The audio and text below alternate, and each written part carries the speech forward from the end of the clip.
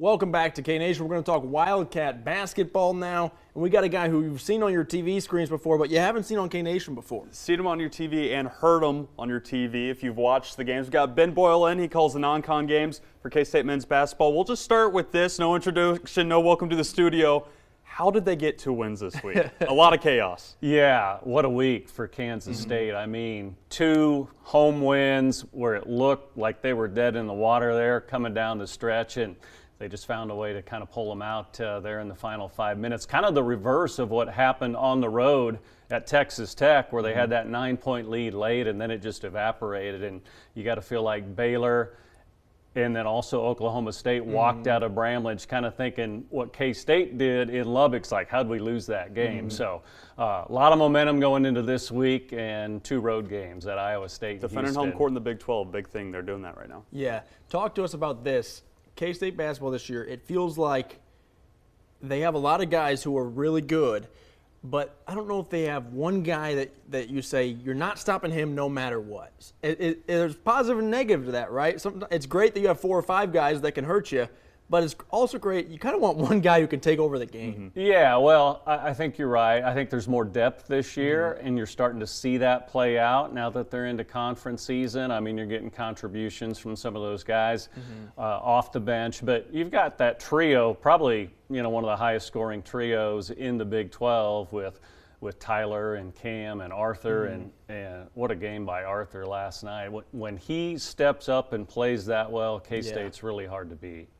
Yeah, it feels like maybe sometimes I think some of these guys struggle when they're the guy that's the primary focus of the scouting report. Like when Cam Carter scores 25, the next game the team's prepping to stop Cam Carter, and it's harder for him to score. But when he's prepped to stop Cam Carter, then Arthur might beat you, or then Tyler might beat you. Yeah, I think you've seen that depth develop throughout the season, and I think roles have been more defined now. I mean, they went through that period in December. You had Tomlin leave. Had some great wins over Villanova, and then Quez Glover gets hurt. But I think they've kind of gone to, okay, we got to defend and rebound now, and that's their new identity. And now they've become one of the best defensive teams in the Big 12. I think they're holding teams to, 61 points a game in Big 12 play. Only Houston is better. And so they've gone from a team that was maybe more offense-based in the non-conference to like understanding their roles now. And you're seeing Tyler Perry like really defend. And maybe it's hurt his offense a little bit because he's really getting after it defensively. I've seen a big improvement there.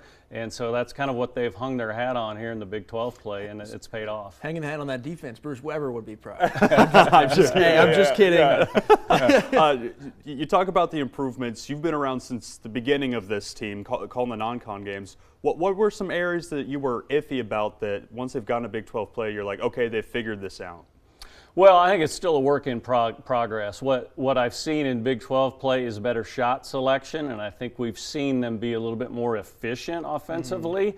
The turnovers are still a problem. They had 17 last night, and I know Coach wants to see that number come down, but you look at their numbers shooting-wise. In non-conference play, I did the Chicago State game, and at the end of that game, they were at 30% from three-point range on the year. And now you look at their numbers through 5 games in the Big 12, they're shooting 36%, which is now at the top of the Big 12. There are no easy weeks in the Big 12, but this week for Kansas State is especially not easy. They go to Iowa State and they go to Houston, two of the better teams in the Big 12, and that's saying something.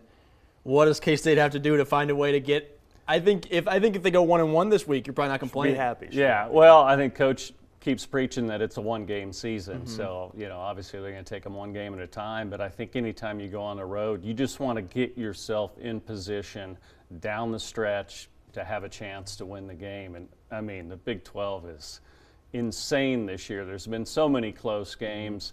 Whether you're the home team or the road team, teams are going to compete. And you just want to have a chance in that final 5 minutes. And I think this team, when they get to that situation, they believe they can win, and it's that culture of winning that's been developed under Coach Tang. He always says it, 1-0, what's next? After each win. Ben, thanks for coming in. Magic is next. So. Thanks for being here. All right, thanks, guys. Stick around. We have more K-Nation coming up after the break.